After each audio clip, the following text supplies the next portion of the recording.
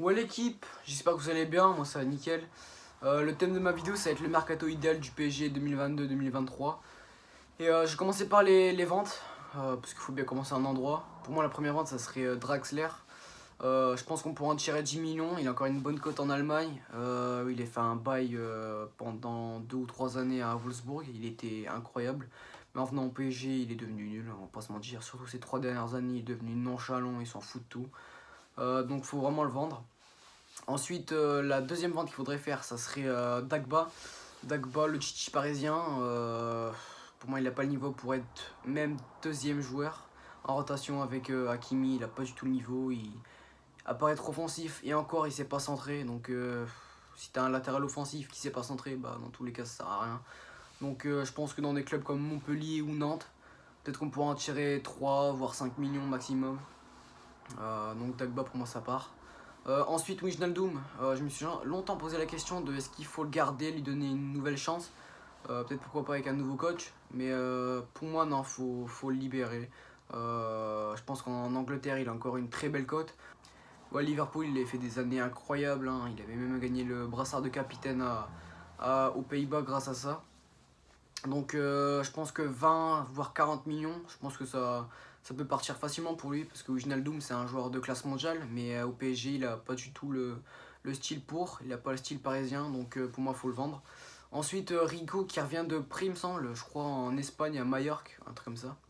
Je vais le montrer juste là si j'ai beau. Donc si on pourrait en tirer 3 voire 5 millions dans des clubs en Espagne ou quelque chose comme ça serait super bénéfique pour lui et pour le club. Ensuite, nouveau départ pour moi, ça serait encore un Allemand comme Draxler d'ailleurs. Ça serait Kerrer, c'est un défenseur polyvalent. Pendant un moment, il a fait de bonnes prestations avec le PSG. On avait même cru qu'il allait devenir le meilleur latéral au monde en faisant une prise de masse, alors que rien du tout, il devenait toujours aussi nul. Du coup, pour moi, il faut le vendre vraiment entre 10 voire 10, 5 millions parce que pour moi, il n'a pas du tout le niveau du PSG. Au début, à Schalke, il avait fait de très bonnes prestations. Il était impressionnant pour son âge. Mais en venant au PSG, il a plus niqué sa carrière qu'autre chose. Du coup, faut vraiment le vendre. Ensuite, le nouveau départ. Rien d'autre que Kurzawa, l'un des joueurs les plus nuls. Hein, mais vraiment, comme je le répète, hein, mais il est nul, il est nul. Et le pire, c'est que ce gars-là, il est payé 200K par semaine en faisant rien. Je crois que cette saison-là, il a joué 5-10 minutes. Mais bon, après, c'est comme ça. Hein. Le joueur, s'il veut rester, bah, malheureusement, le PSG peut rien y faire. Mais il faut vraiment faire un truc ou le libérer. Parce que là, on n'en peut plus. Il est partir du PSG, on n'en peut plus. Ensuite, la dernière vente, ça serait Leandro Paredes.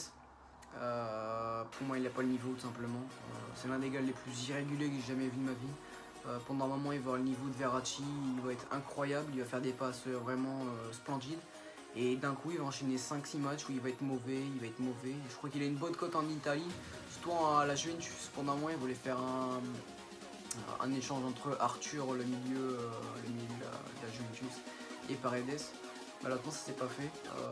Donc, en tirer 15 millions, ça serait super bien pour le club et pour lui pour relancer sa carrière. Voilà, ça c'était les ventes. Si on compte tous les joueurs qu'on a vendus, ça en ferait pour 75 millions d'euros. Plus la masse salariale qu'on a récupérée avec les joueurs comme Kurzawa, et Draxler et tout. Donc ça ferait vraiment un bon petit budget. Donc je vais commencer par le gardien. Pour moi, au poste de gardien, faut rien changer. Si ce n'est de mettre Donnarumma définitivement au poste de numéro 1 et de mettre Navas au poste de gardien numéro 2. Même si Navas il mérite totalement pas du tout d'être gardien numéro 2 s'il veut, hein, moi je dis pas non parce que Navas c'est un gardien de classe mondiale.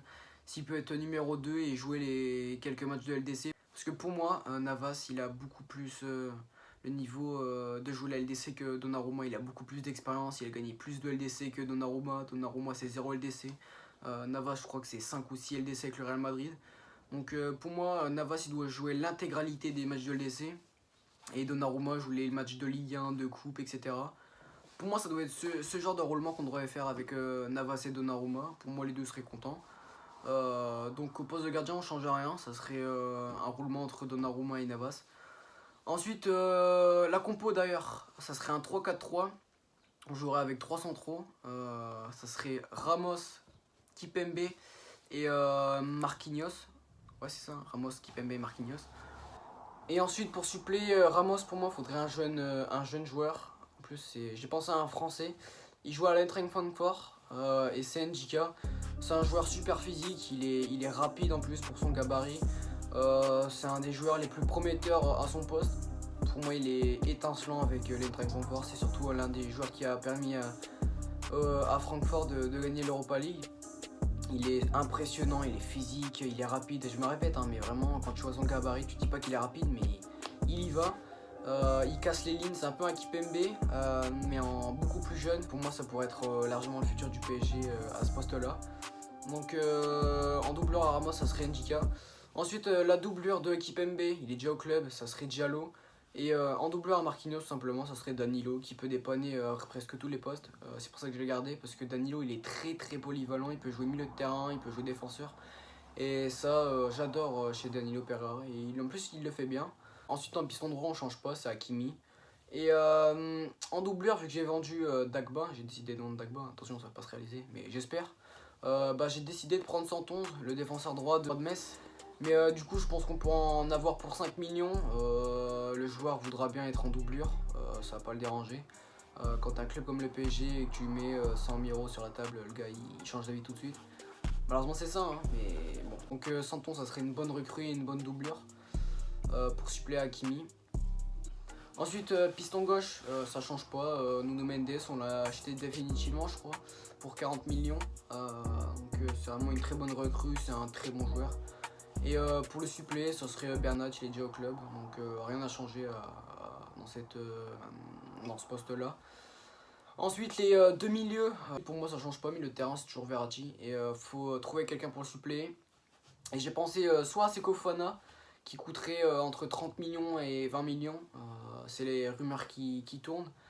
Ou alors si on allait dans un standing au-dessus, ça serait Tchouaméni, le milieu monégasque qui est devenu international français. Il a fait 2 matchs d'ailleurs avec l'équipe de France. Avec le Danemark on a perdu 2-1. Je comprends toujours pas comment on a fait pour perdre. Et hier le match nul face à la Croatie. Donc pour moi Tchouaméni ça serait une recrue incroyable. Il est jeune, c'est un français, il connaît déjà le championnat. C'est un peu comme Mbappé où il est formé à Monaco et pourquoi pas venir au PSG. Donc voilà, c'est entre les deux là. Après il y a un écart de prix, Tchouaméni ça serait entre les 70 millions et 80 millions. Et Seko Fofana entre 20 et 30. Après voilà, c'est un risque à prendre, mais voilà. Dites-moi dans les commentaires quel joueur vous préférez, soit Aurélien Tchouaméni ou Seko Fofana. Mais moi personnellement j'ai une petite préférence pour Seko Fofana. Je sais pas pourquoi, peut-être qu'il est moins fort, mais Seko Fofana je le trouve vraiment incroyable. Il a la dalle, c'est un joueur physique, il a une bonne frappe en plus, il a montré plusieurs fois avec le RC Lens. Donc pourquoi pas voilà, acheter Seko Fofana. Ensuite en numéro 10, ça serait qui d'autre que Neymar, même si la saison dernière il a fait une saison pof. Pour moi, en doublure, il faudrait un joueur qui pourrait remuer Neymar et lui mettre beaucoup de problèmes pour entrer dans la rotation, même plus dans la rotation limite, lui mettre des bâtons dans les roues et prendre sa place.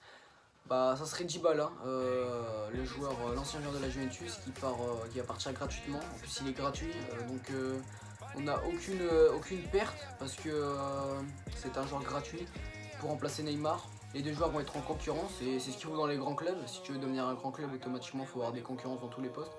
Donc Dybala, ça serait une très bonne recrue. Et ensuite, l'attaque, ça bouge pas, ce serait Messi et Mbappé en pointe. Et pour moi, la doublure de Mbappé, ce serait Kalimundo qui revient de près au RC Lens. Il a fait une très bonne saison, c'est un joueur qui marque des buts, qui fait des passes D, qui dribble. Donc franchement, tourner dans la rotation avec Mbappé et Messi, on sait que Messi commence à servir, donc pourquoi pas préparer l'avenir avec Arnaud Kalimundo. Et ensuite, pour moi, la doublure de Messi, ce serait Sarabia qui revient de près au Sporting. Il a fait une saison très bonne avec beaucoup de buts. Je crois qu'il a dû mettre 15-20 buts. Il a vraiment enfilé les buts là-bas au Portugal. Donc voilà, c'est la fin de mon mercato idéal du PSG. J'espère que ça vous a plu. Si vous voulez que je le fasse avec d'autres clubs de Ligue 1 ou même à l'étranger, comme des clubs comme Lyon en France ou je sais pas, ou l'Ajax en Eredivisie, c'est à vous de me le dire dans les commentaires. Si vous aimez la vidéo, n'hésitez pas à liker, commenter et à vous abonner. Sur ce, ciao!